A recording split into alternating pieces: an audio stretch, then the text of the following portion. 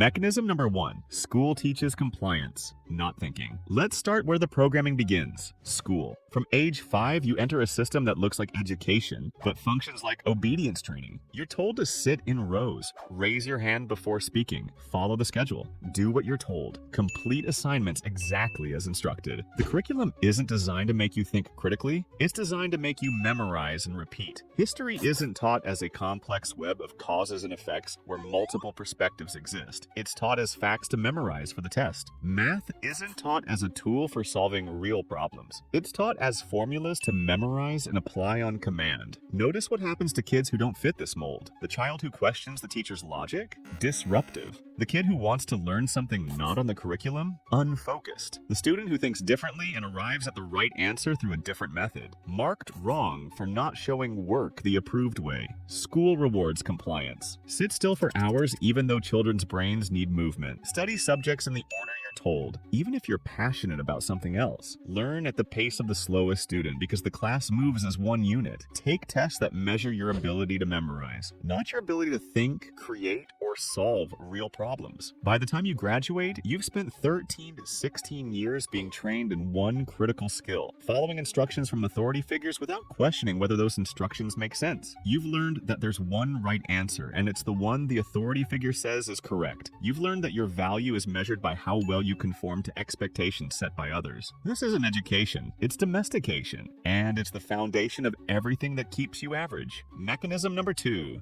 Grades force you into the bell curve. The grading system looks like it measures ability. It doesn't. It creates distribution.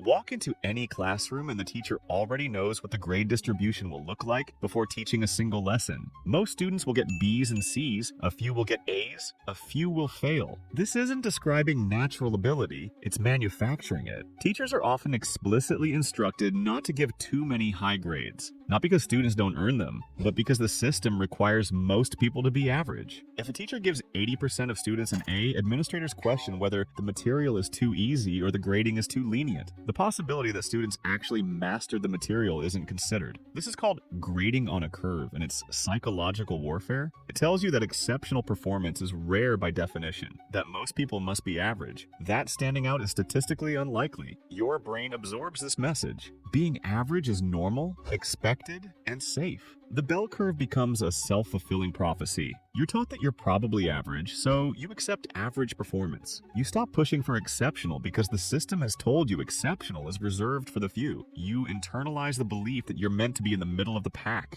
Even worse, the bell curve creates artificial scarcity. In a classroom of 30 students, maybe only 3 can get an A. So you're not just trying to master material, you're competing against peers in a zero-sum game. Someone else's success means your failure. This trains you to see other people's wins as your loss, destroying collaboration, and reinforcing the idea that success is scarce and reserved for a select few. By graduation, you believe being average is your natural place, not because of your actual ability, but because the system spent years telling you it was. Mechanism number 3, student debt locks you into safe choices. You want education? You want the credentials society says you need? Then take loans. Tens of thousands, sometimes hundreds of thousands. Money you'll spend the next 10, 20, even 30 years repaying. The day you graduate, you're not free, you're captured. You have payments due every month. Big payments, payments that require steady income, which means you need a job. Not just any job, a stable, reliable, predictable job. Now you can't take risks, can't start a business. What if it fails and you can't make loan payments? Can't take a lower paying job in a field you're passionate about. Can't take 6 months to learn a new skill or travel, or figure out what you actually want. You have debt obligations. This isn't accidental. Debt is a control mechanism. It's a leash disguised as opportunity. The system offers you something valuable, education, and attaches a chain to it. You think you're investing in yourself. You're actually buying your own cage. People with debt don't rebel. They show up. They take the safe path. They trade dreams for security, because missing a payment means damaged credit, which means harder to get housing, harder to get future loans, harder to exist in modern society. The consequences of stepping out of line are severe, and here's the genius of it. You asked for this. You signed the papers. You agreed to the terms. So when you're stuck in a job you hate, making payments on loans for a degree that didn't deliver what it promised, you blame yourself. not the system that made education inaccessible without debt. The system doesn't need to force you into compliance when it can make you volunteer for it by making the alternative impossible to afford. Mechanism number 4, the salary ceiling keeps you climbing. Slowly, you graduate, you get a job. They offer you a competitive salary. This sounds good, like they're paying you what you're worth, but competitive salary has a specific meaning, the minimum they can pay to keep you from immediately leaving for a competitor. You're not being paid what you're worth, you're being paid what the market forces them to pay, and the market has been systematically suppressed. Companies share salary data with each other. They agree implicitly not to overpay. They create artificial salary ranges that keep compensation predictable. Then come the raises. If you perform well, you get 2 to 3% per year. If you perform exceptionally, maybe 5%. Maybe if you get promoted, you get 10 to 15%. These raises feel like progress, like recognition, like you're moving forward. But do the math. Inflation averages 3%.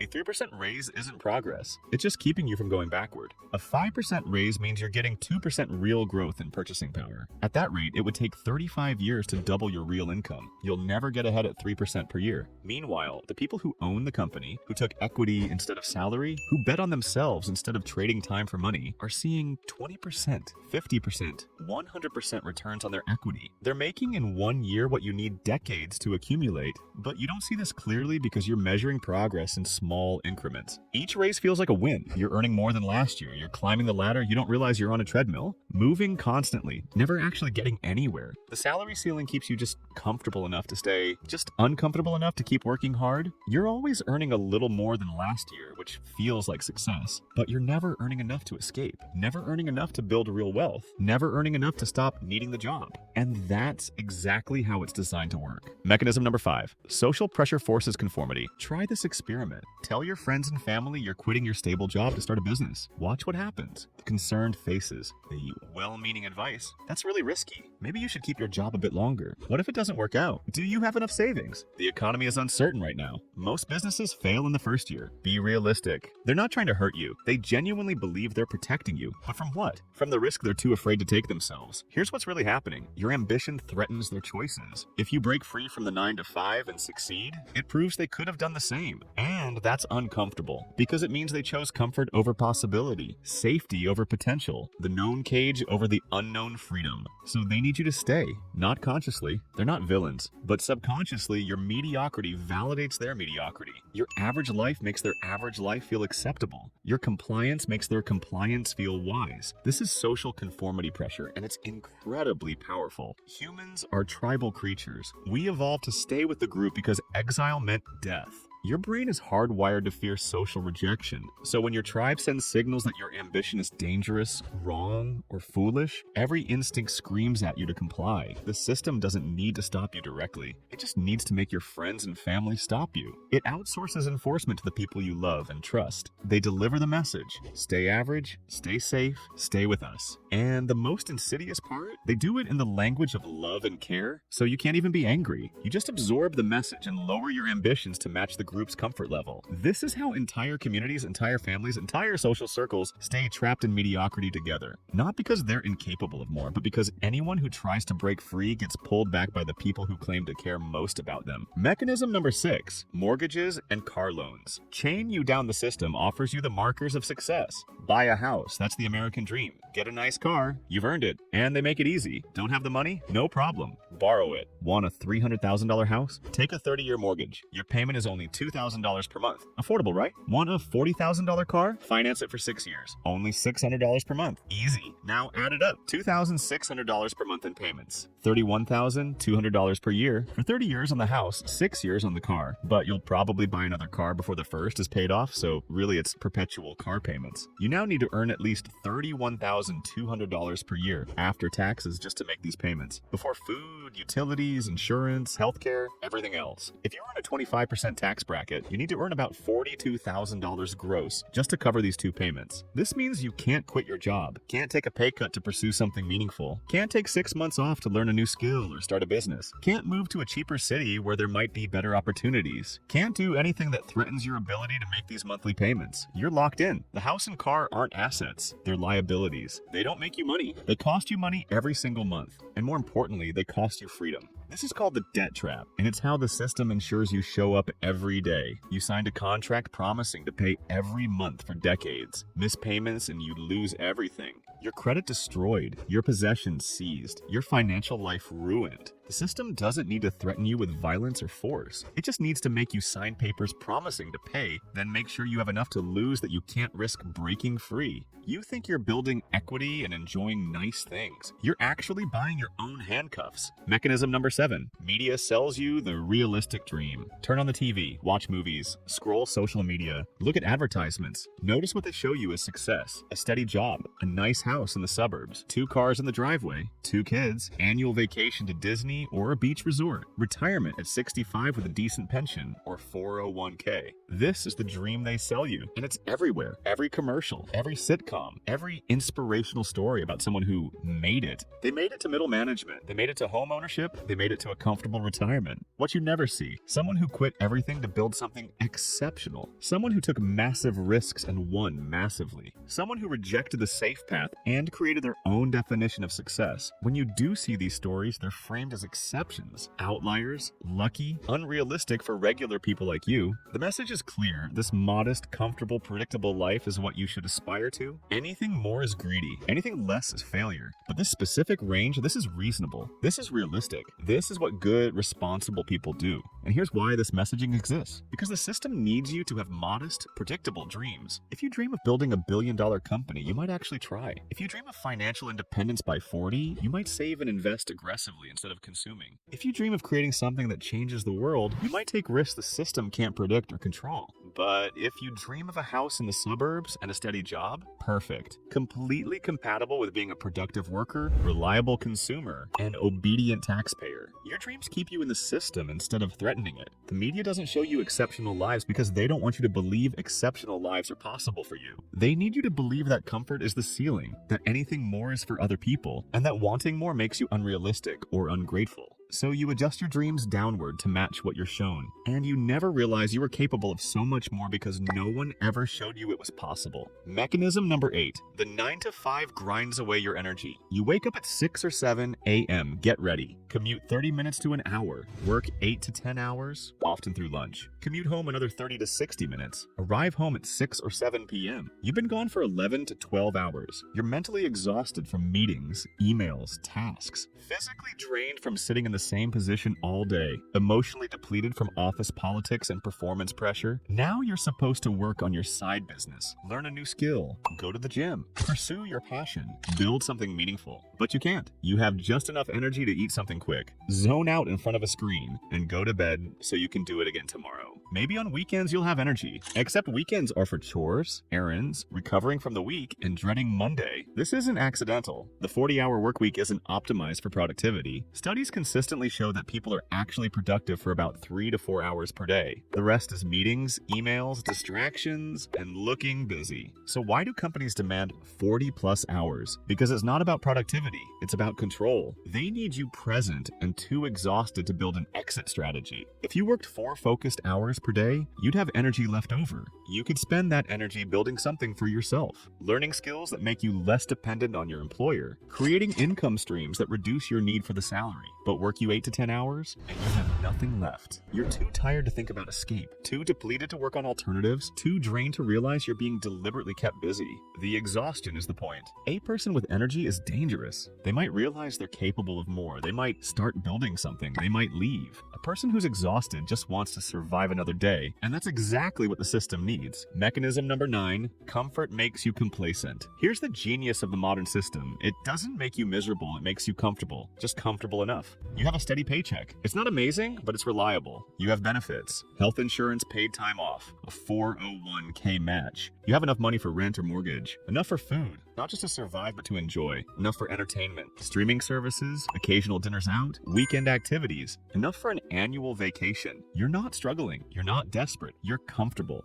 And comfort is the most powerful prison ever designed. Because you're not suffering enough to rebel, but you're not thriving enough to be satisfied. You're in what psychologists call the zone of acceptable dissatisfaction. You'd like more money, but you have enough. You'd like more freedom, but you have weekends. You'd like more purpose, but the job pays the bills. You're not happy, but you're okay. And okay is the enemy of exceptional. Because exceptional requires being uncomfortable. It requires taking risks. It requires giving up the steady paycheck, the benefits, the predictable comfort. When you're comfortable, the cost of change feels massive. You have something to lose, and loss aversion is one of the most powerful psychological forces that exist. Your brain weighs potential losses twice as heavily as potential gains, so you stay. Not because you love where you are, but because you're afraid of losing what you have. The system doesn't need to make you love your position. It just needs to make you afraid to leave it. Comfort is a cage you don't want to escape from, and that makes it the most effective cage ever created. Mechanism number 10. Success stories are framed as luck. Every time someone breaks free and succeeds exceptionally, watch how the story gets told. They got lucky. They had connections. They were in the right place at right time. Their parents gave them money. They knew someone. Sometimes these things are true. Often they're not. But the narrative is consistent. Success is about factors outside your control. Not effort, not strategy, not skill. Luck, circumstances, privilege. This narrative serves a purpose. It keeps you from trying. Because if success is luck, then trying doesn't matter. If success is about who you know, then you can't win because you don't know those people. If success requires being born into wealth, then you're disqualified from birth. The system needs you to believe that exceptional success is essentially random or accessible only to a select few with special advantages. Because if you believed success was actually achievable through effort, strategy, and persistence, you might try, and some percentage of people who try actually succeed. But if you believe it's luck, you buy lottery tickets instead of building businesses. You hope instead of acting. You wait for your break instead of creating opportunities. The most dangerous thing you could believe is this: most exceptional outcomes come from exceptional effort applied consistently over time. That success is hard, painful, and requires sacrificing comfort, but that it's actually possible if you're willing to pay the price. If you believe that, you might try. And the system can't have everyone trying, because some of them would succeed. And every person who succeeds exceptionally is someone who's no longer average, no longer controllable, no longer reliably predictable. So the system frames success as luck, and you believe it, and you never try. And you stay exactly where the system needs you. This isn't conspiracy. It's not a group of evil people in a room plotting against you. It's an evolved system. The economy needs workers, consumers, taxpayers. It needs the majority to be predictable, reliable, average. If everyone became entrepreneurs, the economy collapses. If everyone stopped consuming and started saving, the economy collapses. If everyone rejected conventional employment, the system doesn't function. So the system evolved mechanisms to keep most people average, not through force, but through subtle programming. Make average easy and exceptional hard. Make conformity comfortable and deviation risky. Make the safe path smooth and the ambitious path full of friction. Every mechanism you just learned isn't there to hurt you. It's there to make the system function. You're not the victim. You're the fuel. And the system will keep running as long as enough people keep participating. The world is designed to keep you average. Not because you're incapable, because the system needs you to be. Every day you participate is a choice. Not a conscious one, but a choice. You can see the mechanisms now. You can see how they work. You can see who they serve. The question is, what will you do about it? The system isn't broken.